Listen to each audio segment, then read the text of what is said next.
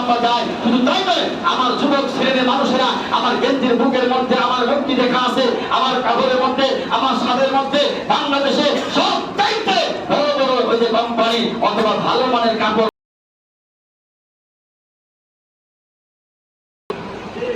বাচ্চাদের কাপড় কিনতে যায়, দেখবেন যে ভালো মানের ব্র্যান্ডের যে মালগুলো আছে খালি কার্টুন, খালি মূর্তি, খালি জীবিত, অমকের ছবি, তমকের ছবি, এই ছবি সেই ছবি, আরে সবই মূর্তি তো মূর্তির অংশ। আর আমার ঘরে যে চাদর আপনি বিছিয়ে সেই চাদরের উপরে সাজদা করতেছেন, ওই ঘরের মধ্যে বিছানা চাদর বিছিয়ে দিচ্ছেন, ওই ঘরের মধ্যে বালিশের চাদর বিছিয়ে দিচ্ছেন, বালিশের চাদর কভার, এই কভারের মধ্যে কার্টুনের ছবি আছে, মূর্তির ছবি আছে, নায়কের ছবি আছে, পীরের ছবি আছে, অমক জীবজন্তুর ছবি আছে, পাখির ছবি আছে, গরুর ছবি আছে, কুকুরের ছবি আছে ওই বিছানা চাদরের মধ্যেও। আর সেটা আপনি কিনে ঘরের মধ্যে বিছিয়ে দিলেন, ওই ঘরে শয়তান থাকবে না? আপনি কি ফেরেশতা থাকবে? ফেরেশতা থাকবে না। রাসূল বলেন না তাকুলু ঢুকবে না ফেরেশতা সেই ঘরের মধ্যে, সেই ঘরের মধ্যে সব মূর্তি থাকবে। তাহলে মুসলমান আমরা বিভিন্নভাবে মূর্তিগুলোর সঙ্গে জড়িত হয়ে যাচ্ছি। সম্মানিত সুধী মণ্ডলী, হিন্দু ধর্ম মানক আমাদের ছেড়ে থাকার বিষয় নয়। আমরা মুসলমান, আমরা ধর্ম, কিন্তু আমরা বলতে চাই আমরা মুসলমানদের মধ্যে কোন জঙ্গি ব্যক্তি, জঙ্গি সংগঠনকে আমরা সমর্থন পূর্ব করে নাই, এখনো করবো না, কিয়ামত পর্যন্ত করবো না ইনশাআল্লাহ।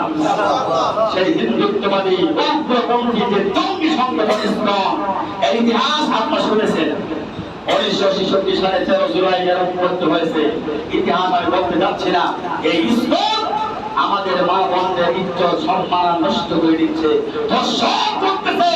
আপনার মেয়েকে এখনো ধর্ষণ করে নাই, এই জন্য আপনি এখনো মাঠে নামলেন না। আরেকজনের মেয়েকে ধর্ষণ করেছে, আরেকজন স্ত্রীকে ধর্ষণ করেছে। ওই ধর্ষণ কি আপনার কষ্ট লাগে না? স্বামীকে বেঁধে রেখে স্বামীর সামনে স্ত্রীকে ধর্ষণ করা হচ্ছে, ভাইকে বেঁধে রেখে ভাইয়ের সামনে তার বোনকে ধর্ষণ করা হচ্ছে, বাবাকে বেঁধে রেখে বাবার সামনে তার বোনকে ধর্ষণ করা হচ্ছে। বিশেষ করে বিভিন্ন পাহাড়ি অঞ্চলে বিভিন্ন ভাবে ওই যে বড়ালি এলাকাগুলোতে ওই স্কুলের সন্ত্রাসীরা, স্কুলের জঙ্গিরা আমাদের মুসলমানদের মা বোনদেরকে ধর্ষণ করতেছে, ছিনিমিনি করতেছে। নাউজুবিল্লাহ। এবং আমরা কিছুদিন পূর্বে দেখতে পারলাম এই মুসলিম মা বোনদেরকে ধর্ষণ করে তারা সেটাকে আরো আনন্দ উৎফুল্ল করে মিডিয়ার মাধ্যমে প্রচার করে আমাদেরকে লজ্জা দিচ্ছে। এক মুসলমান তারা কিচ্ছু করতে পারবে না, আমরাই সব পারি, আমরাই ক্ষমতাসীন। সম্মানিত সুধী মণ্ডলী, প্রথমত এই খুতবায় দাঁড়িয়ে আমরা দোয়া করব এবং যার যার অবস্থান থেকে আমাদেরকে দোয়া করবেন।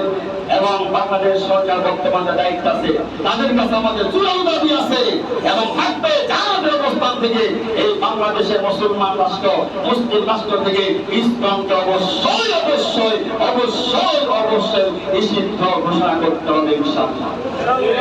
আমরা দোয়া করি আল্লাহর কাছে, আল্লাহ আমাদের দোয়া কবুল করুন, আল্লাহুম্মা আমিন।